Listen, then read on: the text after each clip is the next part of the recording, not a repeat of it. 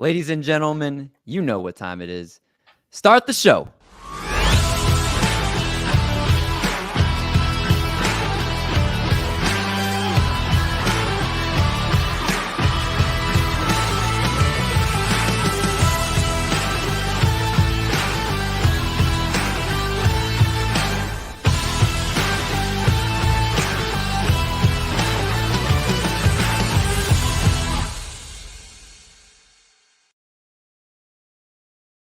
What's going on, everybody? Welcome back to the podcast. Welcome in to another episode of the Triple Play Fantasy Baseball Show, a proud member of Fantasy Points and the Fantasy Points Media Group. D-Mendy here, back with you guys tonight, joined by the normal cast and crew and a special guest who we'll get to in just a second. Of course, you guys know I'm with a slice of cheesecake, I'm with the Marty Party, and I'm with the doctor's office, all present and accounted for here. Marty Party, what's going on? Not too much. I'm glad to be here. I'm really pumped for our special guest this evening. And I want to thank everybody for joining the first group of the Triple Players Ball. And I'm very excited to get those next 15 in there as we make our way to 4 leagues, 60 people. I'm super pumped. That's right. 3 leagues, 45 last year. And Tambo took home the patented Golden Cleats trophy. So if you guys are interested in signing up for the Triple Players Ball, make sure you send a DM to Doc at Triple Fantasy or myself at DMendio2. It's a fun league, so make sure you get a part of that. It's going to be a good time. Doc, what about you, man? What's going on in the business world, in the world of working jobs and doing doc type of things? I don't know what you do, but what's going on? David, I've been working nonstop, both jobs for like 2 days. Why'd you have to bring that up? Just anything but that. To bring you down, you know what I do. And a little cheesecake. He's got his hat. He's got his office ready. He's got his headphones. He's ready to go tonight. Cheesecake, tell us, are you ready to talk some shortstops tonight? No, I want to talk more about Doc's jobs. Let's talk more about it. Doc, the people want what they want, you know? I'm stoked for shortstops. Shortstops is a fun position. It is. I'll tell you what's funner, though. Our special guest tonight. We welcome in a man who, just like WB Mason, allows you to save, but this time on closers. He's right in your neighborhood with his podcast. It's in your ears, Sleeper and the Bust, and allows you to view special offers like his appearance in a onesie. He's the co-owner of Fantasy Benefits, creator of TGFBI, a writer and podcaster for Fangraphs. He's an FSWA award winner, and most importantly, he is owned by Danielle Salinger. We welcome in our guy, Justin Mason. What's up, man?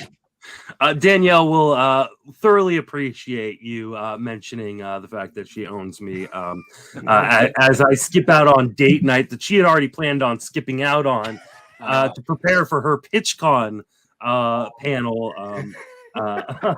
So thanks guys for having me. It's always a blast to talk to you. It's always a blast having you on, man. I think I have to follow her tomorrow, which is going to be a tough act to follow. I don't know why Nick would do that to me, but she's doing the same thing she did last year, if I remember correctly, but she crushed that topic. It's different. Oh yeah, no, she's doing a whole presentation herself. And I don't know if I'm supposed to like give away like the secrets and stuff, but I will because I'm here. She like jokingly put something in the PitchCon sign up thing, and Nick is making her do it. Because he didn't get the joke. So definitely tuned in for her presentation. I'm petrified of like doing like a solo presentation for something like that. And so she's gonna do that before I've ever even done it. So more power to her. I think it's gonna be a blast. And I can't wait to see what she comes up with. Can you give our listeners, what time will that presentation be going on so they can check it out? I believe it is at 2 p.m. Pacific, so 5 p.m. Eastern tomorrow. It should be an absolute blast. It's gonna be something different than I think a lot of the other people are doing. And she's if you follow her on Twitter, you should follow her on Twitter at Mrs. D Salinger.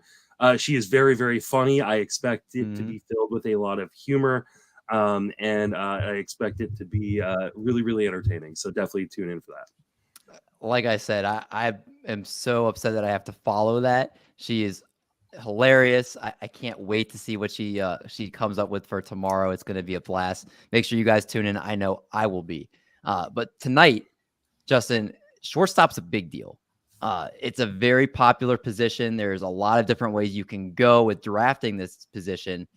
There are studs, obviously, at the top. There's some guys that are interesting as we get later on down the shortstop list. So we're here today to tell you guys, looking at each range of shortstops, where we like to draft these guys and guys we're looking to avoid in these certain pockets of ranges here.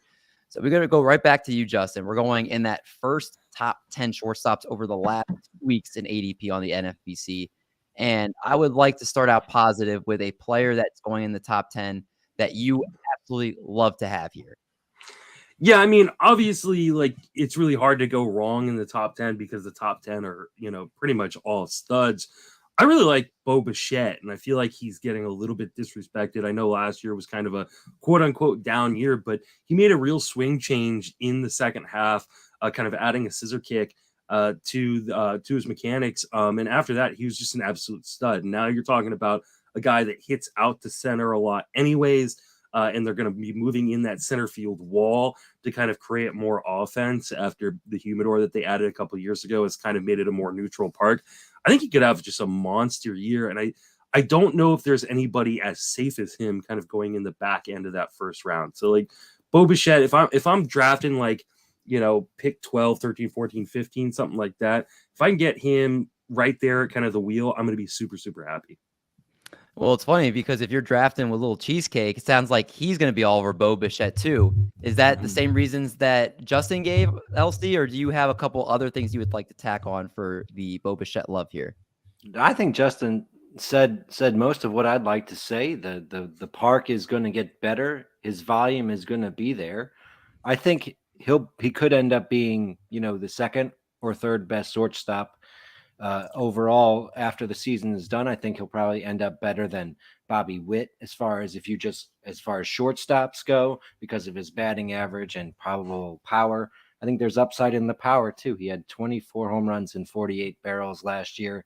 I think, as Justin said, he's really safe, and it's a good base for your team. Yeah, but I will tell you who's going to be a party pooper, and that's Marty Party, who is not in on Bichette this year. He has him as his fade in the top 10. So, Marty, what's up with the fade, man? Why are we disagreeing with what seems like is consensus here?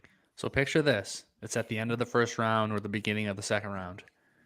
I've already talked about this, opportunity cost. I am going with a Corbin Burns or a Garrett Cole. I need a bona fide ace. And let's say if they are both gone, we talk about somebody who's a very safe bet. I want the polar bear, Pete Alonso. Mm-hmm. So the two things I'm not screwing around with at the beginning of my draft is a pitcher that can get me 200 plus strikeouts or a guy who can hit me at least 40, maybe 50 home runs. We've talked about this a lot, that there's going to be more opportunity for stolen bases. So the round, 20, he's looking to get somewhere around there. I feel like I can make that up with my guy who I like a little bit later. So this is less about like Bichette, he's not worth it. I mean, he's very safe. He Justin already talked about how he refined his swing when he came back after the IL in September. He had 7 home runs in the month. He batted .403. He was just absolutely incredible. And he actually set the Blue Jays record for the most single hits in a month with 48. Mm-hmm. So I think there is a little bit of a ceiling there, or a little bit of a like high upside, even though he's at that pick. But I'm going to be going after Burns or Cole. Justin, what's your rebuttal for that? Do you find yourself just with the players around him? Can you see wanting to go that route, or are you more kind of like waiting on pitcher later on in drafts? And so that's why you're okay getting Bichette where he's going. Look, I don't have a problem with like going Burns or Cole there. And realistically, in some drafts, especially as we start to see pitchers move up the board, as we obviously will come March, you may have the opportunity to actually get Bichette in the second round, which I'm totally cool with. Mm-hmm. I think my only argument against Marty here is one. Starting pitching is so deep. It is extremely deep this year. If there was a year to fade starting pitching in the first round, it is going to be this season. And what Bichette does is he gives you 5 category production, which is something that Pete Alonso doesn't do. And what 5 category contributors do is they give you more options later on, right? You may have that guy you really like for speed later on that you can pair with Alonso, but you don't know if I like him a lot more and gonna pop him earlier, and then that leaves you kind of SOL. I won't allow it. Yeah, so to get a guy like Bichette who gives you five category production, gives you more options to build your team properly as the draft goes on. So that would be my argument against it. I don't think Marty's necessarily wrong. I'm just more right. That needs to be on a shirt. I love it.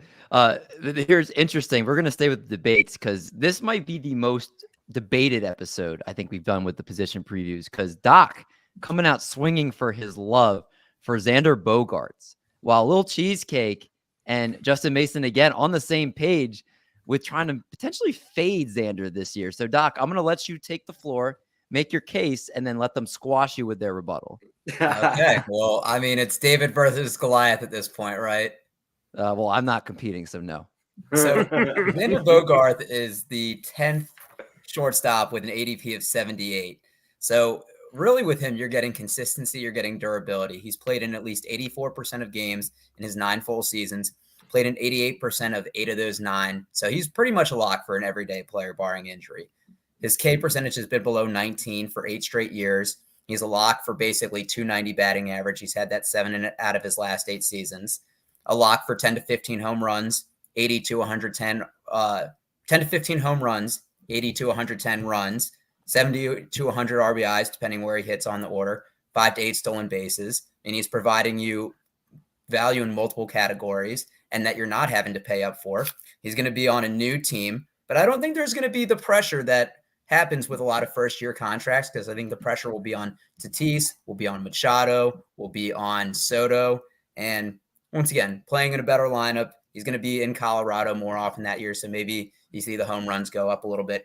I'm interested to hear why you guys are fading him. I'm also interested to hear Justin Mason. Yeah, Brendan reminded me of your slander about my donuts. We'll say that for another time. But Brendan, I did forget. Thank you for reminding me, because we'll have to address that. But go ahead with the rebuttal for Xander Bogaerts. I'm going to let Justin be the closer here. So Elsie, I'm going to let you kick it off this time. You tell me why he's wrong. Well, Bogaerts basically put together that 290 plus season, but it kind of has the most smoke and mirrors out of what he's put together in a season. In his career, his zone contact rate was a career low. His strikeout rate was low. His barrel rate was his lowest since 2017.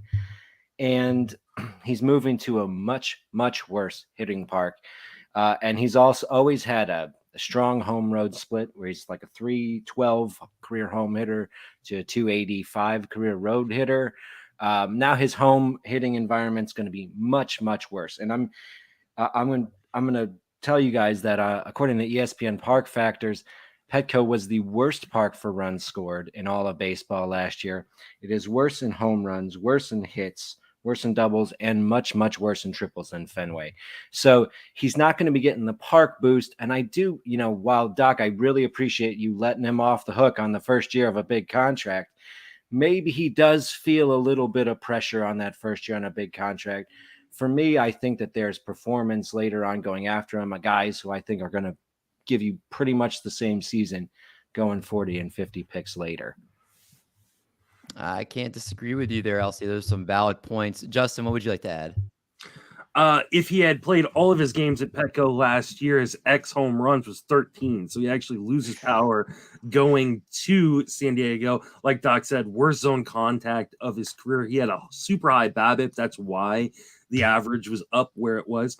I also have questions about, can he even get the plate appearances that we saw in Boston? Because he's going to be in a loaded lineup. Right now, Rosario has him batting 5th, and that's before Tatis comes back on this team. Mm-hmm. That could push him down even further in the lineup.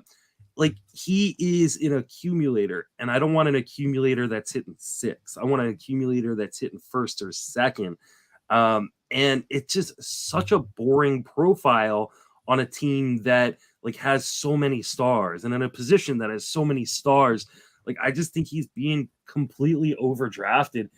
Not only do I think he is not a top 10 shortstop, like I've got him 14th on my shortstop ranks after doing my projections, behind, guys like Amed Rosario and Willy Adames. Like, I will much rather wait quite a few rounds and get the guys who can actually hit home runs, steal bases, because now he's moving to a team that stole fewer bases than the Boston Red Sox in the Padres. They stole the 4th fewest bases. He was on a team that stole the 5th fewest bases last year. So, like there's nothing about, and he's also going to go in the National League for the first time where he's never seen any of these pitchers. Like, there's just so many things that can go wrong here, and like the upside is so low.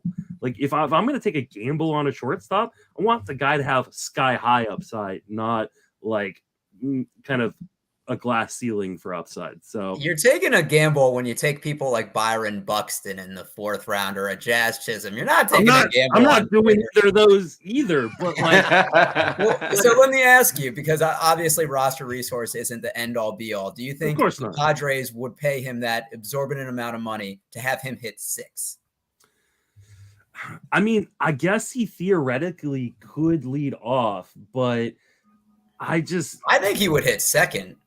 You have Soto, at least to begin the year. You have Soto lead off for a good on base percentage, and you have Bogaerts in the 2. I think that's one of a big reason I was in on Whit Merrifield for years, and obviously backfired last year, was the fact he was an accumulator. From the fact that he did play games, that he was going to have the counting stats. Maybe not give you the most home runs. Obviously, gave you way more stolen bases than Xander ever will, but just because of the durability and the counting stats will be there in a good lineup. But like Justin did mention, that if he's not leading off or hitting in the top of the order, he's going to be accumulating stuff towards the bottom half of the order, which you don't want for the accumulator. So I think that the lineup context could definitely be something. And if you want to see lineups, obviously Mike Curlin's the guy to go to for all the stuff that's going on in spring training for that. And lineups are going to be a nightmare to predict this year because so many guys are going to be at the WBC.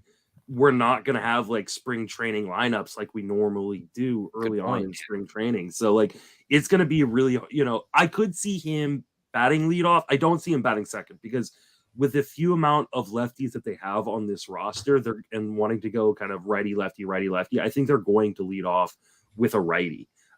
So I think it's kind of lead off or bust for Bogaerts. And he definitely could. I mean, he's a guy who typically has high average, walks at like a 9-10% rate. So theoretically, he could lead off. If he does, that definitely helps. It still doesn't help the power. It still doesn't help the speed. So do you want your shortstop when you can get 25 plus and 10 plus in terms of homers and stolen bases from other guys? Like, do you want your shortstop to be an accumulator? Like, I guess it's fine. Like, it probably won't hurt you, but I don't know. That's not when there's so many other guys going behind him that have got like, prodigious power or prodigious speed. I'm probably not taking Xander Bogaerts. I drew the line when you said Amed Rosario. 20 plus stolen bases, baby.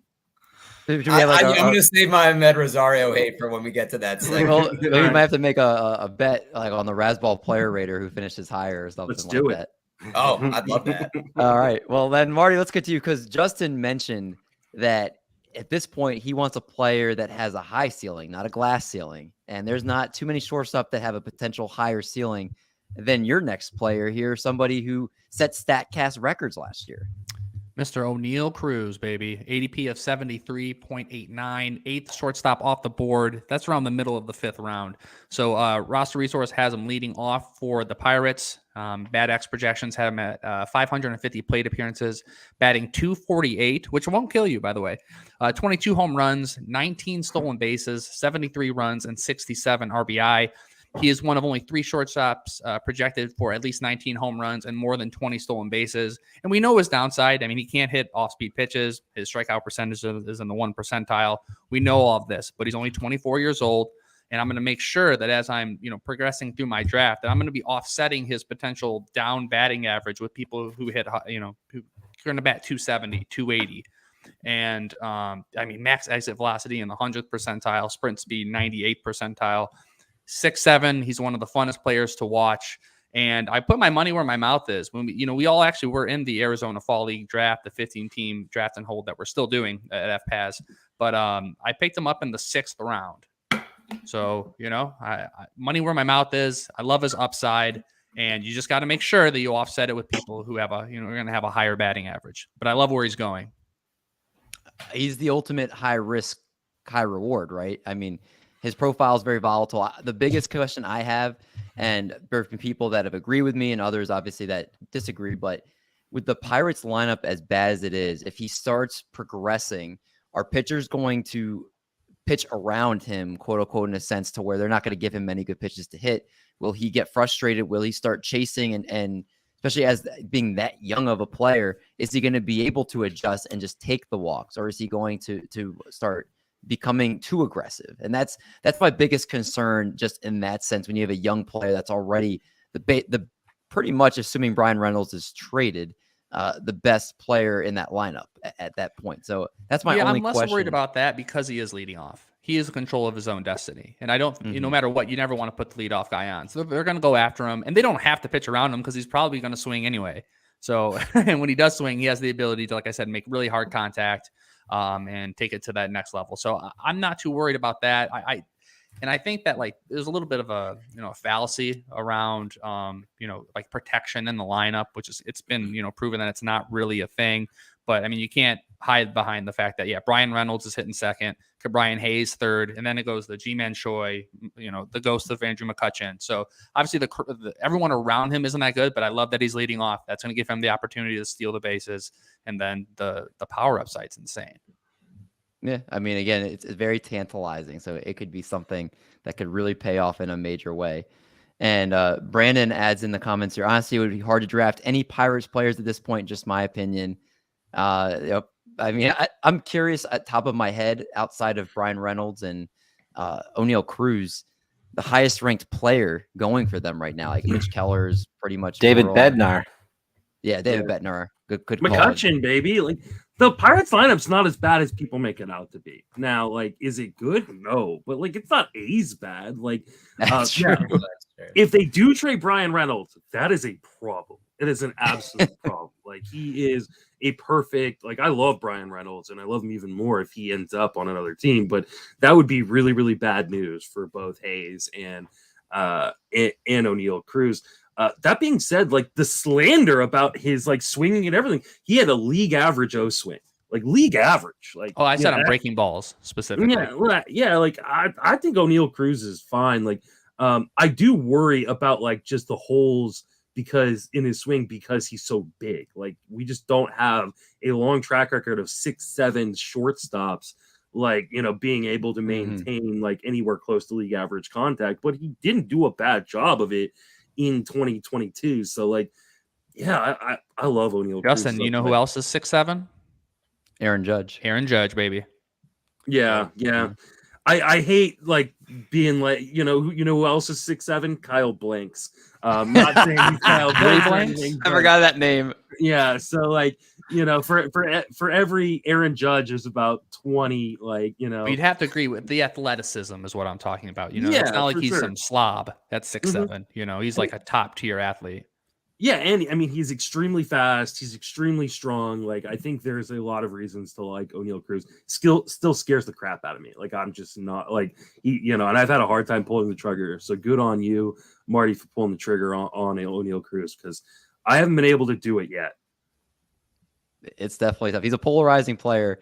The Kyle Blanks, I did not know he was going to get mentioned in this podcast. It's already fantastic. I will tell you who is also fantastic. And you know what? I'm already going to address the argument. Sometimes you can go and buy a $10 shirt, and other times you want to treat yourself and you want to buy that $50 shirt that you can go walk around town and be proud of, right? That's me with Corey Seager. Everybody can say, oh, I want to wait till the 15th shortstop off the board, but Corey Seager deserves your respect, okay? Corey Seager, first of all, if you look at his StatCast page, show your girlfriend his StatCast page on Valentine's Day because there's so much red in there. He had an unbelievable year last year. I think most people don't even talk about it. The average was not great, but 33 homers and 83 RBIs last year. And I think that average is actually going to be due for a strong regression. There's a great article on MLB.com. I want to make sure I give the proper credit to this writer, Mike Petriello, who talks about that Corey Seager was one of the is going to be one of the biggest beneficiaries of the shift change this year. He actually had horrible luck hitting into the shift. He would have had 20 hits, basically, according to StatCast, that would have made it through the infield that didn't make it in 2022, the most of all hitters in baseball, ahead of Kyle Schwarber and Carlos Santana. He also, in 151 games, had an above-average contact rate, and he was shifted on 93% of his at-bats. That is one of the top 5 most in baseball. The end result was he made contact on 481 batted balls against a full or partial shift, which was the most of any lefty in baseball, and he pulled 107 grounders into the shift, leaving Charlie Blackmon was second at 86. So you had a big gap between first and second place there. He's a great contact hitter. He obviously got really killed with the shift change. I think with that being banned this year, he already has showed you he has 30 home run power. He's in an improving Texas lineup, and he has all the underlying stuff in his profile to be a really good hitter, as he's shown already. I think Corey Seager is being slept on because people are saying they're not going to pay the price for him, but he's the shortstop that I am actually going to pay the price for that go inside the top 10. I think he's going to be on a lot of my teams this year. Now, is there anybody that, before we move on to, we'll talk about a couple other we don't want to draft, that is out on Corey Seager at his price this year, where you won't draft? We'll have 0 Corey Seager. I'm not out. I think there is some concern, right? Like last year, we saw him do something that we hadn't seen him do in like 4 years, which is stay on the field. And so I think there's always a concern that a guy like him is going to have reoccurring hip issues, reoccurring back issues, like things like that that are going to pop up in a year after he played 151 games. I think the other thing we got to remember too is it's not a banning of the shift. Don't say it's a banning of the shift. It is a minimizing of the shift. Teams can still shift. They just can't shift as aggressively if they have previously. So just because he benefited, or he was one of the people who is supposedly going to benefit from there being a lesser shift, doesn't mean he's going to get all the benefits of it. That being said, he had like a 242 BABIP last year. He was like one of the unluckiest people in baseball. So like, I'm not out on him by any stretch of the imagination. I also want people to temper their expectations because he's one of those guys that if he plays 91 games this year, I'm not going to be surprised. Do you think he's more closer to the 91 games than he was to the 150 games, or are you kind of settling somewhere in the middle for that? I think I projected him for 140. Okay. And it's a really, really good 140. So like, I'm not out on him. I'm totally fine drafting him, but you also have to remember, like, he doesn't have the safest floor because he's one of those guys that, like, you know, that hip flares up, that back flares up. He could miss a large amounts of time. So, and you also have to be careful with your roster construction because he doesn't steal bases. Yeah, that's a good point as well. Only 3 steals last year. I guess in the best case scenario, you're hoping with the bigger bases and the limited pickoff attempts that he could potentially get close to double digits. But I think that's a very optimistic point of view to get there. A guy with his injury history, they're not going to risk him. That's a good point. Yeah, I mean, I will say the one thing about him, and I think Justin touched on it, is the durability. Like, Texas signed him to a big contract. I think if there's any nicks or bruises he has, that they're not going to rush him back. When our guys at the Fantasy Baseball beat had the Rangers beat writer on, he was saying for DeGrom, like, they might like kind of baby and limit him year one. I think even though they're spending a lot of money, that they're not going all in next year, that they want to, manage their investments. Yeah, I mean, Texas is in this for the long haul with the money they're spending and the contracts they're giving out. So it makes sense a lot with those points. Let's move. Doc, you were out on Fernando Tatis. I am also out on Fernando Tatis. I believe that was the only other player in the top 10 that we were going to talk about avoiding here before we get to the next range. If you want to touch on really quick why you're going to fade Fernando Tatis, I don't think many of us are going to argue it too much, but go ahead and give us your points here.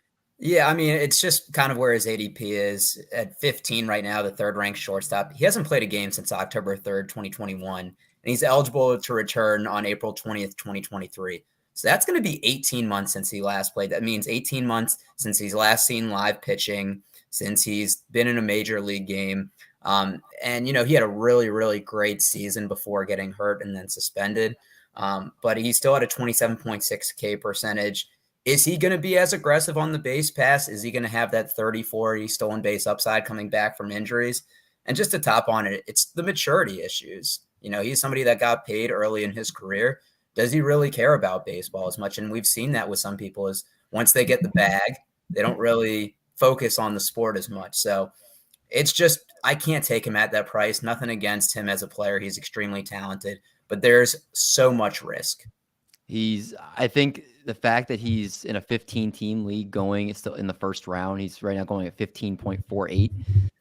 That's where I'm out on him. I know the upside's tantalizing, but with the factors you said, Doc, to spend a first round pick on him, maybe if you're, playing in an amazingly deep, or I should say like an overall league that's got a huge prize, like, the main event, like it's something like that, like where you're going to just like go balls to the wall, everything. Like I get that, but I would say in most leagues, I can't see paying that the first round price for someone that's was it 15 games already starting out to miss next year. It's like 20. It's 20 games. So 20 games to start the year next year. Then, he might need some time just to ramp up. Even if he gets some minor league at-bats during that time, he's not going to come right back to after not seeing major league pitching for this long. I think there's just a lot of red flags for a first round pick. Do you guys ever have a realization or epiphany that you're not going to draft a certain player anymore? Mine for him was when I saw on Sunday Night Baseball before the Padres played the Dodgers, and he's playing soccer in the outfield and lands on his broken wrist. That was the realization that I could never take Tatis.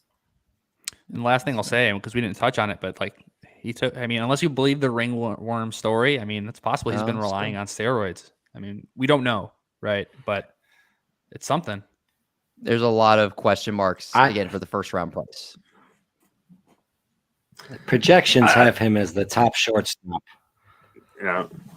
If you even like I did my own projections this year, and I have him as a top 10 player overall with missing time. Now here's the thing. Tatis is very similar to a lot of high risk, high reward guys.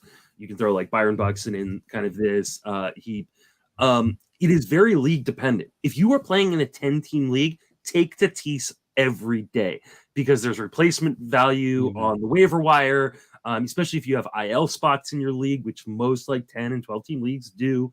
Like you want upside in those leagues. Take the gamble, right? Because he, with replacement value, right? It's not like you have to take an empty spot or zeros during those, first 20 games, or if he misses time, he could easily be the number one player in fantasy. Now, if you're playing in a 15-team league, and this is where I'm going to disagree with David, if you're playing in a league with an overall contest, you actually really want to be pretty risk averse in those because there aren't replacement value, right? You lose Tatis for the whole year like you did last season. Who are you going to replace him with? Like, there isn't even like, the 30th shortstop off the board available on the waiver wire, right? You look at teams that win TGFBI overall, that win the main event overall, they are really boring. Because they avoided all the risk. So like, if you're going to play in a deeper format, I would avoid Tatis. You're playing in a shallower format, playing in a 10-team league, go for it. So then Brandon, that's why he's on the same page with you, Justin. He says his 10-teamer. That's why I took Tatis and Buxton, and he has Seager and Jeremy Pena at shortstop. Yeah, like see, when you're in a 10-team league, it's easy to backfill. Like, and that's where you should take those gambles, especially if you've got IL spots. Use those IL spots. Hope that he's fine. All right. Well, then let's move to the next range here. And this is the range where you can start getting a little funky because you can start planning builds around these guys later on. You're like, these are ones I don't have to pay premiums for. And you kind of build my draft how I want with these guys later on. So, Justin, let's go back to you and let's talk about your favorite going the 11 to 20 range here. And I have to admit, when you gave me this name, this was not one I was expecting we were going to talk about tonight because I feel like he's very underrated. So I love that you're going to give him some love here. There's a number of guys in this range that I really, really like. Like I have no problem missing out on the top 10 and pulling from a number of guys here. But Thairo Estrada is projected to lead off for the Giants. He's multi-positional eligible. He does a little bit of everything. So, like I was talking about earlier with Bichette, what Bichette does is allows you to go in a lot of different directions, right? Thairo Estrada does the same. He's going to hit for a little bit of power. He's got a little bit of speed. He's going to lead off, so he's going to accumulate. I think he can hit for a halfway decent average. He gives you a lot of options continuing your draft. Also plays second base, which is a really crappy position.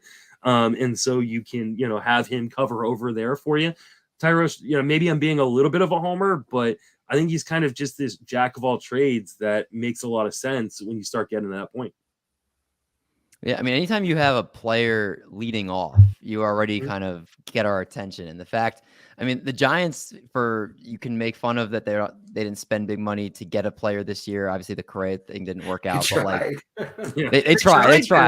Yeah, they just apparently couldn't figure out how to. They were just the smart team because the Twins decided to ignore all the red flags and just give him money. So yeah. But he's going to lead off for that team. Should be able to accumulate a lot of stuff. And there was a lot of positive things looking at his profile last year.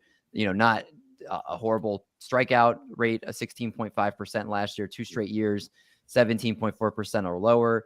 He's putting the ball in play. And it seems like he could be somebody that it could be slept on. And the fact that you mentioned 21 stolen bases last year, that play. So I can see the love for him here. And Giants were just second place on everyone. They literally were second place on everyone. So, yay.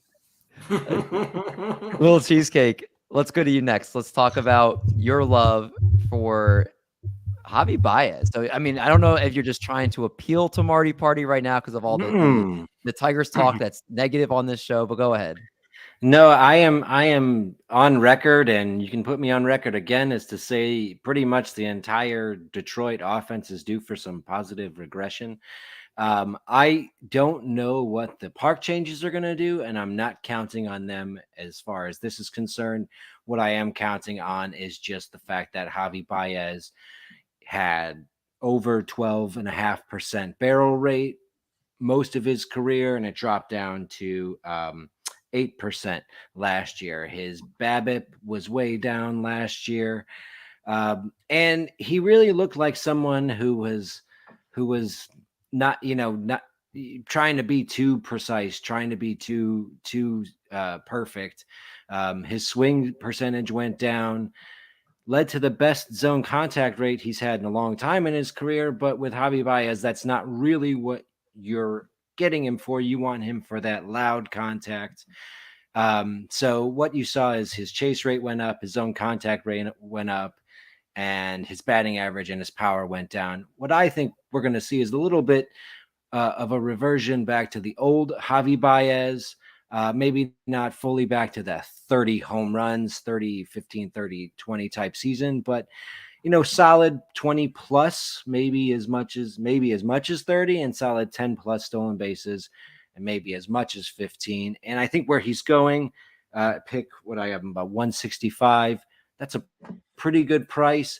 Also, my one caveat is I would probably want him as my MI and not as my starting shortstop.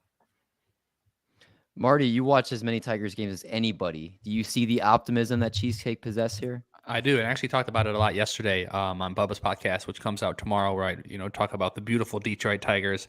But yeah, I mean the fences are coming in 10 feet. The right center field wall is being lowered from 13 feet down to 7. Javi Baez still makes hard contact. He's going to be playing as much as possible if he stays healthy. Second, third in that batting order. I do, and especially I agree with Art. If he's your middle infielder, I mean that's pretty good. 22 home runs, 12 stolen bases, somewhere around there. And I asked Bubba this. I asked him, I was like, you want to hear something depressing? And of course he said yes, that Javi Baez is projected to have the highest batting average of any Tiger in the starting lineup at 249, according to the BATX. Is that real? Yeah. Yep. For the starters. So yeah, 249 batting average, which you'll take with Baez. I don't think that's too bad. He's not going to walk. He's going to strike out a ton, but he's going to have all the plate appearances that you need. And he's still, the hard hit percentage is still there. So I like where he's at. That's like the glass half full approach. Javi Baez is going to be the best hitter on the team for the Tigers, or you said the best batting average, right? That's what you said? And he's projected for the highest batting average according to the BATX. That's the glass half full approach. The glass half empty approach is Javi Baez is the best average hitter on the Tigers. And I still have right now, currently, That's my Javi Baez shirt. You were right here. prepared. You were ready to go. I'm I repping, baby. never thought we would utter the words Javi Baez has the highest batting average on his team. But here we Yeah. are. Well, welcome to the Detroit Tigers in 2023.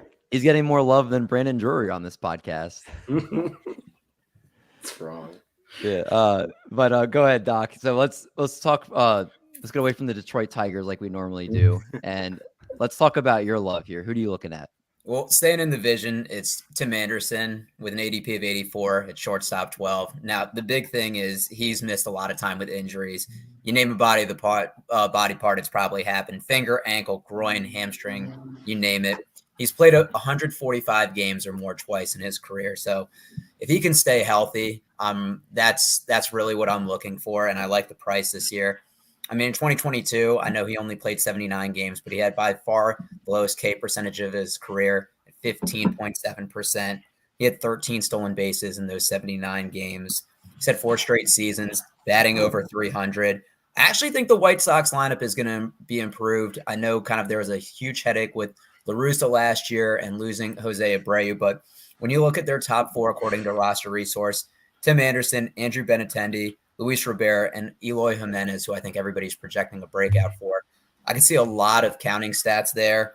Once again, he's going to give you the batting average, maybe 10 to 15 home runs, 10 to 15 stolen bases, and, good runs plus RBIs.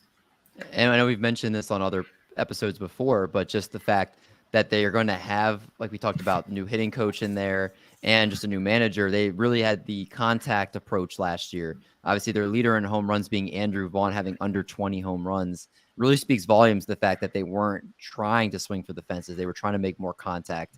And you could see a return to power for some of these players on this team. So, maybe there's more there in that regard. But I think a lot of White Sox people are going to be in on this year because there's so much talent there. They underperformed last year. And he could be one of the biggest guys there in terms of as long as he stays healthy. So I like the Tim Anderson call. Marty, we did talk about Javi Baez, but he wasn't your love. So who is your love in the 11 to 20 range? Yeah, so you'll see my 3 likes. 2 of them are super risky, and 1 of them is not. This is the one that is not risky. Willy Adames. I feel good inside about Willy Adames. ADP of 94, 13th shortstop off the board. He's going around the 6th round in a 15-team league. Batting second in the Brewers lineup. And listen to these projections from BADX. 622 plate appearances, 28 home runs. So he's projected for the second most home runs for shortstops behind Fernando Tatis Jr. 7 stolen bases, 78 runs, and 82 RBI. I love the stadium. I love that he's at top of the lineup. His barrel percentage was in the 90th percentile, so he consistently makes hard contact. Over the last 2 years, he's decreased his strikeout percentage while his at-bats have increased. So I believe could be another level to his game. I think he could, even touch 30 home runs. And I really like where he's at. For shortstops, he's the last one where I feel confident, where I'd want him to be my starting shortstop. After that, we start getting in the middle infielder territory. But for him, I think he's being slept on, even at that ADP. Yeah, I can't disagree. Got a nod from Justin. Let's go. Justin, you want to add anything with the Willy Adames love here? Anything positive? No, I completely agree. I just think he does exactly what you want at shortstop without having to pay an outrageous price. You're getting a guy who can hit, probably 25 plus or maybe even 30 plus, like Marty mentioned, home runs. He steals some bases. I think he's one of those guys that could steal more bases with these new rules and larger bases and things like that, because we know he has speed. He's just never really put a show on or anything like that. So like a 27-15 season, I don't think is like out of the question. He's going to hit like in a really great spot, in a really great park, in a really bad division. I love Willy Adames. I think he is kind of just overlooked because of flasher options. Yeah, I agree with you guys there. This next player also I feel like is being slept on a little bit, surprisingly, in Carlos Correa, the 15th shortstop going off the board right now. His successor, Jeremy Pena, is going ahead of him now after just kind of showing a promise of what he could do. But this is the biggest bargain, I think, in the shortstop range in terms of what you can expect from him. And he's been very consistent, especially the last couple of years. He's played 136 or more games in back-to-back seasons. He's going back to a team where he knows the ballpark well. They did just lose their top of the order guy in Luis Ariz, but They should still have a lot of runs to be scored in this lineup. And I mean, he's just very consistent last year. Hit 299 against lefties, 289 against righties. Had basically only 2 months where he had bad batting averages. He had 318, 342, 283, 345, 429 across 5 different months of the season last year. 279 pre-All-Star break, 304 post-All-Star break. He's going to bat at the top of this Twins order. He's going to have a chance to score some runs for them. Hit 22 home runs last year. You could point at the red flags in his profile, but at the 15th shortstop off the board, I'm willing to take the risk at any kind of things you could find that you would not want to draft him. I think from everywhere I've heard, I haven't heard one person complain about the price for him. And at that point, you're just going to take him. So I think it's pretty easy. He's a good one to end this section on. And let's move then to the flip side. And this is the fade section. So the 11 to 20 fades. Justin, let's go back to you. Who do you find yourself avoiding in most drafts that go in this range? I mean, outside of Tim Anderson, who just can't stay on the field, I'm going to go to someone who's a little bit boring. And not necessarily boring, but like I just think what we saw is what Jeremy Pena is, and I think people are expecting him to like take another step forward. And there's nothing wrong with Jeremy Pena. I just think like I can get better production from guys like Carlos Correa going after him, and I just don't see another level for Pena. I think people are enamored by a really nice rookie season and a really big playoffs and. I'm just kind of fading the price. Like he just doesn't register, as fantasy goodness. I think he's just more of a really good real life player that's young. But I don't see like a ton of growth potential. So I'm out on Jeremy Pena. The playoffs have a way of boosting a guy's ADP because it's the lasting image of the season and everybody's watching those games. And he took full advantage of it. And some people are really going to make sure they get a lot of Jeremy Pena this year. But Marty, you also are in agreement with Justin. You probably are going to be fading him, it looks like. Same reasons or anything else you would like to add to the discussion here? Yeah, I mean, I think you're paying for his amazing playoff performance. I mean, he's going to be hitting the back of the order, either 7th or 8th in the Astros lineup. He has a 3.9 walk percentage, which is in the 4th percentile. He strikes out nearly 25% of the time. He doesn't hit the ball hard.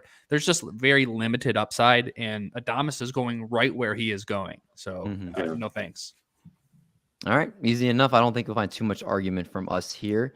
Then let's go to our next guy here, a little cheesecake. The person you're fading in this range is someone from your own team. If that's not just a detriment to just what you think this man is going to be for your baseball team, I don't know what is. You go ahead and you tell us why you think Nico Hoerner is going to be bad for where he's going right now. Nico Hoerner has no power. He had 10 home runs and 11 barrels last season, so he overperformed his home runs to hit 10 last year. His batting average, I mean, he's a career 270 hitter. I think he hit 300 or close to 300 last year. He's going to be leading off. He doesn't walk. So you're really hoping to get, batting average, runs, and some speed out of him. So if you're really light on speed, if your roster construction has been to go after power and to sort of punt batting average a little bit, I think you go for some speed with Hoerner maybe, but I don't think he's going to give you that much.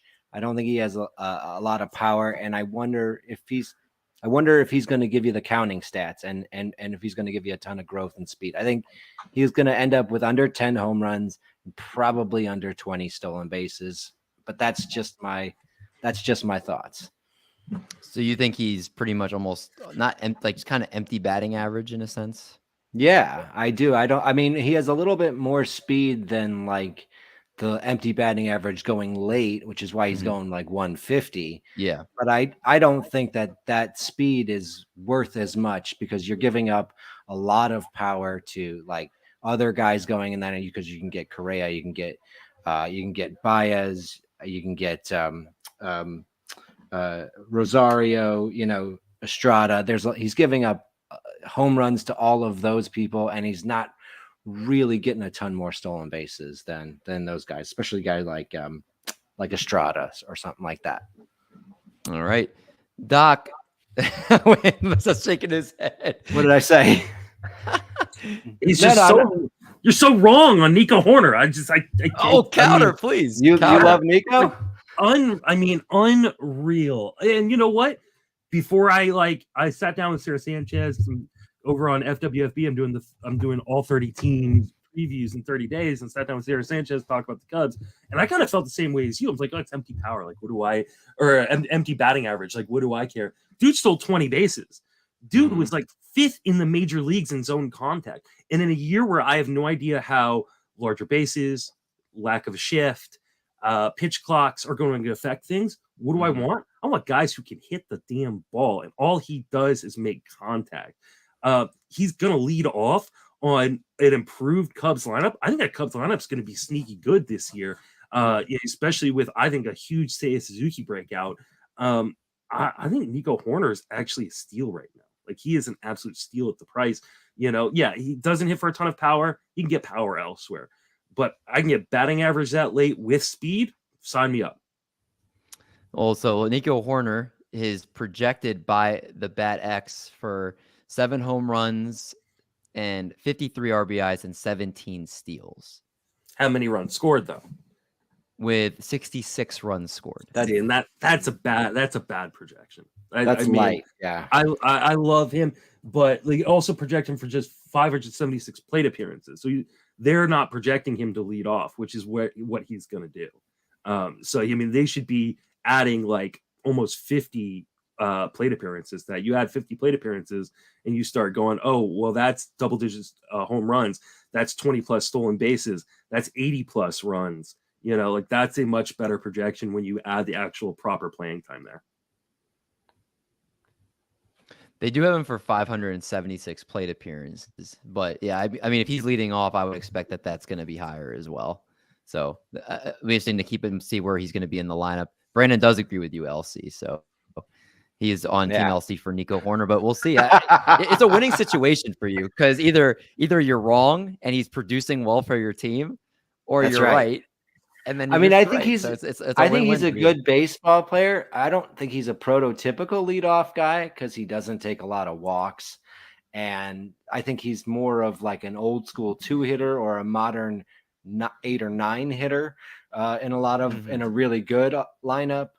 But I do think in that current Cubs lineup, he is going to lead off, and that will produce some more counting stats for him. And I'm big on Seiya Suzuki. So, maybe the counting stats will be there, but I think, when you overproduced for 10 home runs, that to me, that says, he probably would have been more like 5 or 6 and with normal results last season. Okay. All right. Well, we shall see with Nico Hoerner. But Doc, let's bring up the last player here in our fade section for this range. And you are out. And I love a lot of Cleveland Guardians this year. But this one you are out on in Amed Rosario. I think I'm doubling down. I think he was my fade in this range last year, too. I don't know if I've ever been an Amed Rosario fan since he's been on the Guardians. So we're going to talk about his walk percentage. It's 3.7%, which is the second percentile. So somebody that basically needs to hit the ball to get on base. But when you look at his BABIP, it's been above 300 every year that he's been in the pros. So I do see some regression from that. He had 326 BABIP last year, 340 the year before that. He's also, roster resource has him projected hitting second for the Guardians behind Steven Kwan. So obviously a great table setter, but that takes away the stolen base opportunity. For somebody that is in the 96th percentile of sprint speed, he doesn't hit the ball hard at all. 39th percentile of average exit velocity, hard hit percentage 41 percentile, barrel percentage in the 18th percentile. And he's just somebody that if you watch baseball, he's very streaky. And it was evident last year. In March, April, he hit 211 with 1 stolen base. But then in June, he had 360 with 6 stolen bases. And especially if you're playing in weekly lineups, how are you going to know when is the right time to play Amed Rosario? That's what you have to do with him, is you have to stick through the thick and thin. I just can't do it. Now, Justin, you can shake his head too. Well, so Justin, I know, was Team Amed Rosario here.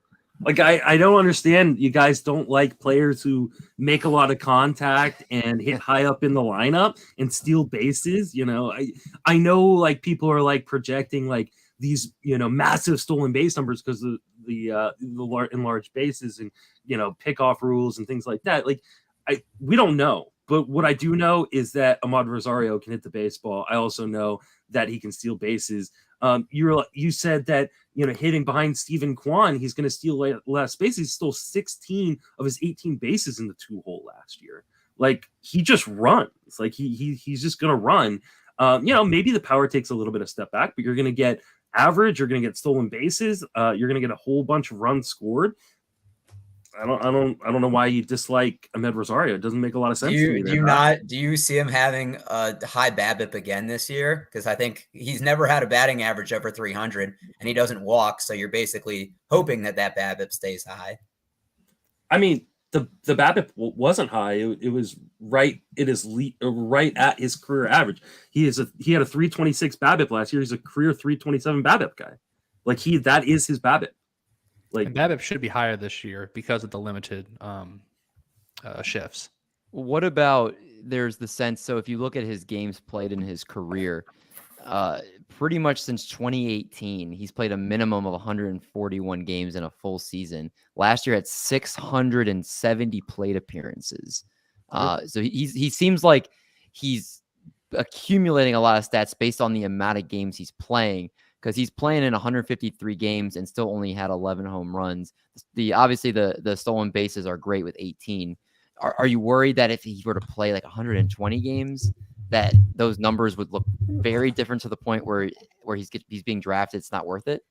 Sure, but I mean, like, we're not talking about a guy you're taking in a 10-team league more than likely, right? We're talking about a guy you're taking in a 15-team league, and what you want in a 15-team league is a guy who is going to accumulate. You want guys who are going to play, and all Rosario does is accumulate and play. Like, yeah, I mean, if he plays in 40 less games than he normally would, yeah, he's going to produce less stats. But any player plays in 40 less games than they usually play in, they're going to accumulate less stats. So, why would we think this year of all years that he would play in 40 less games? All he's done in his career is play. I guess when I see those types of games played at that abnormally high rate for today's day and age, I'm always very cautious. Like, hey, his numbers are out of this world in 150 games, but they still would be pretty good in 120 games. If he missed like 30 games, his numbers are not good for the amount of you'd expect for 120 games for somebody that I feel like you would be trusting at this point where he's being drafted. Again, like the batting average is fine, but like 11 home runs. So if he had 11 home runs in 153 games last year, so he plays in 130 games, is that number like 7 or 8? At that point, you're pretty much relying on him for stolen bases at that point. I feel like that's his biggest asset for you. That is actually not a really good argument against him. That's almost a good argument for him, because when you're like doing your like projections for your team, you're projecting 10 or 11 home runs. Okay, he misses 40 games. You got 7. You're missing 4 home runs off your team. Like, that's pretty easy to make up off the waiver wire, right? Like a guy who can hit you the equivalent of 4 extra home runs from where you were. Whereas if you take a guy that you were expecting 27 home runs for and he miss it, and he's going to miss a quarter of the season, well, now you got to make up, 9 home runs in order to, like, that's a little bit of a difference. Like when you draft accumulators like that, if you lose time with him, like, it's easier to make it up than when you've got a guy who's got a huge carrying tool in fantasy, especially for deeper leagues. Well, I shouldn't have said the home runs. Even if the stolen bases, 18 steals in 153 games. So if you cut, 30 games off of that and he steals 5 less bases, that's 13 steals. And if that's the guy, if that's his biggest appeal for you is steals, then 13 steals are nice, but it's not, I guess to me, there's nothing that stands out about him to me where I'm aggressively trying to get him because I guess you could say that the stolen bases are his biggest asset. And to me, that's the big part of that is just because he's been playing so much. But what makes you think he's not going to play so much? Because here's the thing, like, I get what you're saying, like, well, guys don't normally play, but you should this much, but you shouldn't compare him versus other guys in the league because he's not other guys in the league. It's the same thing with like Marcus Semien. All he does is play every game. You compare him against himself, right? If he had a year of 150 games and 150 games and 37 games, then you go, okay, now I'm really worried that there is a chance I get that 37 games. But that's not what Amed Rosario has been. So projecting an injury when he's never been really injured in his entire career, I think you're wish casting a little bit. So wait, Justin, tying it back to Xander Bogaerts, because you and I have disagreed a lot this episode, and I like you, and I like the pushback. Do you have Amed Rosario finishing higher than Xander Bogaerts in whatever metric you want to? He said he did. But I have them like right next to each other. So what's the big difference? It's the ADP. Xander Bogaerts' ADP is 73 over the last 2 weeks, and Amed Rosario is 102. Give me the 30-point difference. Like, I have him as virtually the exact same kind of player in terms of money earned. So give me the guy I get 2 rounds later. I guess we'll see. see. Think of a bet that we can make. It's who finishes higher on the player rater, the Razzball player. I feel like that's a good one. We need to think of some stakes, so. Yeah, loser has to. How about loser has to? Loser has to post an embarrassing picture of themselves wearing what the other person chooses. Justin, as if Justin doesn't already do that. I know. I'm trying to think in my head. Justin posts everything. You have to heat your food up by space heater, like I did last year. You know what? See, I got children, so I can't really put their dinner on the line. No, it's yours. They get the nice microwave dinner, hot from the stove, whatever. You have to put yours in front of the space heater. Listen, how about this? If I win, you have to come on my podcast and give a speech on how amazing a fantasy analyst I am. And if you win, I'll come on your podcast and I will give a speech about how amazing fantasy analyst you are. That's fair. That's a deal. Great deal. All right, it's locked in. That's perfect. The first bet on the position previews here. I like it.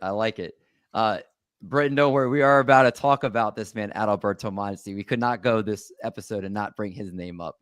So let's go right to that section. Let's go to the last section of the night, and that's going to be the player you're drafting after the 20th shortstop off the board. Obviously, the value is going to be incredible for these guys. And since Britton brought it up because he's anxious to hear about Adalberto Mondesí, Doc, why don't you lead us off? Because this is the player that you are going to be targeting this late in drafts. And of course, before you even say anything, the upside for him, if he plays a full season, is as high as potentially any shortstop in baseball would be what he could give you. Was this Marty's guy too? He's been quiet for a while, so I want to give him the mic. Yeah. Oh, okay, go ahead, Marty. I didn't even realize you guys had the same guy here. Yeah, no, I'm having a good time watching you guys debate. This is amazing. And I have time stamped at 1 hour and 35 seconds Rosario versus Bogaerts bet. So it's going to be in there in the time codes for everybody to revisit. So I'm excited for that one. But yeah, so Mondesí now. So 22nd shortstop off the board. He's going in the 15th round. And when I first submitted this was before that report that says he's going to be missing the beginning. He's on track to probably miss the beginning of the season. So we have to start there. But at the same time, I was never going to project him for more than 120 games anyway. So maybe he's just getting, missing his time now, right at the beginning. But Bad Axe has him projected as leading the league in steals. So we're talking 20 plus, 20 plus shortstop off the board. He's he's projected for 495 plate appearances, 39 stolen bases, 12 bombs, 62 RBIs, 62 runs, 40 RBI. Obviously, his injury history, we don't have to go into it. We know what it's going to be, but I just want those steals late. If I somehow miss out on a couple guys and, I need some stolen bases to make up for him, he's just somebody easy. I can just plug and play and, drop him if he gets, severely injured for the rest of the season. I don't have hard hitting analysis. I want the stolen bases that late and that cheap. Doc, what about you? This is the cheapest that you've ever gotten him. And Fangraphs right now has him playing second base, so maybe he gets some multi-position eligibility. We talk about how fast he is, but I think let's contextualize it. In 2021, he played in 35 games, 15 stolen bases. 59 games in 2020, so I only missed one game, 24 stolen bases. 43 stolen bases in 102 games in 2019, 32 in 75 games in 2018. That's watered down Jose Reyes in his prime / Willy Tavares Scott Podsednik. You prepared OG, for this. You prepared for this. No, I actually just thought about this right now. For you OG fantasy baseball players, like Marty said, this is the cheapest that you've ever gotten him. I've never been a proponent of taking Mondesí super early, but when you can get him at an ADP of 228 and he has a chance to lead the league in steals, why wouldn't you take a flyer at that time? I mean, yeah, again, the price he's going, it's not bad. And Britton says ADP projects Mondesí for 100 games, 10 homers, 29 steals. He hits that. He's more valuable than his NFBC 210 ADP. And just like Marty said, it's completely going for the steals at this point. Yeah. Okay. Fair enough. All right, hold on. Oh, good. We can't move on. Like Mondesí is super cheap. Like I'm not going to but projecting him for 100 games when he has played a total of 50 combined the last 2 seasons. He's played 50 more games the last 2 seasons than his dad has, and his dad's in prison for the rest of his life. Like there's a cold-blooded. Yeah, I mean, let's be honest. Like there is like such a huge downside. Now we know he's not going to be most likely ready to start the season because his knee isn't ready. How many bases is he going to steal on one leg? He could probably steal a handful, 15. But man, like this is Charlie Brown kicking the football all over again. Like I understand the price is super cheap. You want to take the gamble, fine. It's not really going to hurt you. But like, let's not pretend like there's a really high percentage chance that he plays 100 games. Like I would probably bet my job he doesn't play 100 games this year. Wow, man, this is a lot of bets on here. But Brandon's on your side, and I think you scared Britton. But how many games do you think Mondesí would play? Let's say they rest him till he's ready. There is no confident number I feel like I could put on it. Like 65. Okay. And in 65, he can steal 30 bases. I'm the upside is ridiculous, and he's moving to a better park for power. But who knows? Like, do we have any idea what the Red Sox are going to do? Do we even trust the Red Sox? I don't think the Red Sox know what they're going to do. Yeah, like I have no clue what they're doing. I don't think they have any clue what they're doing at this point. I might play more games at shortstop for the Red Sox than Mondesí will this year or Story will this year. Like, it's just a complete nightmare situation. That being said, I mean, the ADP is amazing right now because he has been. I in the triple play league last year, the ball, which I have not gotten my invite to yet. Thank you very much. Me sign him up, Justin Mason, baby. There we'll be giving you the link here shortly.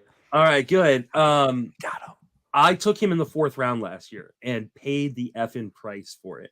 You can get him. You're gonna, especially with this news today, like he's gonna go way later than he already is going. So like he is basically free in standard leagues. Now in DCs, he's not free, but I'll take the gamble. Why not? But there is a massive downside. Like just if he played 0 games this year, would anybody be surprised? I don't think I would be. I'd be surprised if he didn't play at all. But Justin, you gave yourself up. You're talking from the heart. You burned yourself last year. This is why you're so mad. Yeah, and I'll burn myself again because I will try to kick that football because he's so cheap. But like smart people won't. So he's saying all you Mondesí faders are the smart ones. Mm-hmm. That's true. I don't think I'm actively looking to draft him, but I mean, can you imagine even if you get him at that price, he's still going to be a headache for you. Like he goes on the IL with knee soreness, and then he comes back, and then something else happens, and you're like, why did I even do this experiment again? And how many people last year drafted Fernando Tatis with the hope that, hey, he's going to miss half the season, but then he's going to be a monster? Like that is what. Now you're not having to pay the same price you paid on Tatis, right? But like you are setting yourself up right now for like just to be disappointed and hold him on your roster while you're being disappointed. And that's the hard part. So wait, Justin, I have one more counterpoint. I know then we're going to finish up because Bryn brings up a good point, and this was in my notes, is that Mondesí is a free agent next season. So I feel like the Red Sox have every incentive to play him. They don't care about his long-term health. But is he going to be healthy for his own long-term health? He might be trying to get a contract though. No, I'm sure he'll try to play, like because he wants to try to get paid. But like just because you want to play doesn't mean you should be playing or that you can play well. Like we have no idea. Like if he's going to be healthy enough to like really be Adalberto Mondesí, or is he going to be a lesser version? And is a lesser version that interesting? Yeah, I can't say I'm super for him. I understand that the discount there, but there's obviously still a lot of risk taking him at any point in the draft. At least right now, he's going outside the top 200, but I could see that creeping up as season gets closer, potentially depending on news that comes out, if he's progressing from his injury or whatnot. So we'll leave that there for Mondesí, and then we're going to go to our next player here. And let's go back to you, Justin, because this was the player I was thinking of talking about here as well. And I just think that his upside is tremendous for where you're getting him. Yeah, the fantasy industry is notorious for burying prospects that don't succeed in their first go around. And I think that's kind of what's happening to CJ Abrams. He skipped AAA. They brought him up. He had only had like 60 at bats or 60 games played or something like that in the minor leagues when they brought him up to the majors. Like, he struggled in San Diego, right? And they sent him back down. Then they trade him. Well, now he's going to be an everyday shortstop in Washington. We know he has speed. That's for sure. He has shown really good contact ability in the minor leagues. I think there's a little bit more power than people give him credit for. But at the end of the day, like, I'm going to get probably 20 plus stolen bases. And I think a halfway decent average from the guy. And he's extremely cheap. I think he's one of those guys, like, I'm in a draft right now where I tested the limits of how far I could push middle infield. And I was like, okay, CJ Abrams, you're my shortstop in this league. I don't feel super great about it, but I do like him as a good upside play kind of late in drafts. I mean, he's going to get a ton of playing time with the Nationals, and even just the counting stats he could put up in a full season if he stays healthy, if he's up there. I mean, 7 steals and 284 at bats last year. So you'd expect double-digit steals from him. I just think, like you said, Justin, it's so early to bury him as a prospect, especially for as highly regarded a prospect he was, that give him a full season in the big league starting from day one to get acclimated to big league pitching and just see what he can do. And you don't have to pay a lot to get it, to see it at this point. I mean, right now he's the 23rd shortstop off the board at pick 234. So take the risk. If he doesn't do it this year, then you know what? You didn't have to spend a lot to get him. So he's worth 22. It. Like, he's 22 years old. He was 21, had barely played in the minors when he came up last year. Like, there's just such upside that people are completely ignoring. I agree. I just hate how the Nationals develop hitters. Well, I mean, they didn't get him when he was young in the minor leagues in terms of the levels he was at. So, I mean, he was already pretty much a big league player once they got him. But yeah, I agree. That's why I'm worried about Elijah Green, because I think he's going to be a stud, but the Nationals have him. So I mean, they've like, every team, misses, every team hits, every team develops, every team doesn't develop. Do some organizations do it better than others? Yeah. But Anthony Rendon was a stud coming up through the Nationals. Like, there are always going to be examples of guys who succeed and guys who don't. Ultimately, it comes down to the player. Like, I think the bigger issue is, are certain teams bad at evaluating talent as opposed to developing? Well, on the triple players beat, triple play beat, the award nominated triple fantasy baseball beat. Fantasy baseball beat. That's it. But when the Nationals beat writer was on it, he talked about how the Nationals are finally starting to completely revolutionize how they they're coming into this year, with like advanced stats, and they're completely rechanging how they evaluate hitters. So hopefully that will help CJ Abrams. And I drafted him in the 18th round of our triple play best ball league. So I paired him with Willy Adames. So 18th round, I like that. Yeah, that's totally fun. My bats. It's nice. All right, LC, wrap us up for the night. Talk about the last player going after pick 20. I have him as the 25th shortstop off the board, and I'm really hoping Ezequiel Tovar gets that starting shortstop, and there's no Colorado Rockying going on here. 3 days ago, the Rockies general manager basically said we are done putting together this team. That means if there's someone on the roster now, and I looked through, they signed Harold Castro off of the Tigers roster last year, who is potentially someone who could play shortstop. I'm not sure. I don't think Lourdes Montero can play shortstop. I do know that Ezequiel Tovar is a defensive whiz at shortstop, and is very good. And if you look at the projections, he's projected. I have him. I aggregate the projections. He's projected. I have at about 470 plate appearances, and they have him hitting 270 with 14 home runs and 12 stolen bases. I'm telling you, if he's hitting 270, he's getting at least 100 more plate appearances than 470. That's my thought on it. So I think where he's going well past pick 200, probably around pick 240, if my memory's serving me well, with what you might get from him, which I'm hoping the playing time is there. I think that is a very good value. I'm trying to get in on these rookies that have an opportunity and good skills. And I think Tovar is one of those rookies that has really good skills, and if given the opportunity, can be fantastic. The one thing that's very scary is the Rockies don't seem like they like playing their younger players. They'll just go ahead and throw a wrench right when you think they're going to give the young guy a chance to be able to play. It's not their style, but Jose Iglesias is still there. Yeah. I was literally about to say the exact same thing. Jose Iglesias is still on the free agent market right now. All right, when that notification goes through that he signs with the Rockies, we'll have to tag you guys in that, because that's freaking hilarious. All right, I mean, we covered a lot of players tonight. And Justin, I know you basically ran from work to go get your laptop, come here, hang out with us. So I don't want to keep you much longer. Just want to thank you for coming on and hanging with the crew tonight and providing a lot of good nuggets for our listeners. So if you could please plug your Twitter handle, plug all the great work you're doing, plug anything you want the people to know you got coming up, projects or any fun stuff like that. Yeah, so you can reach me on Twitter at Justin Mason FWFB. It's the same for like my TikTok and my YouTube and I think my Facebook as well. And then I'm doing 30 team previews in 30 days. So, and we're coming up towards the end of that. Thank God, because that has been a lot of podcasts over at Friends of Fantasy Benefits.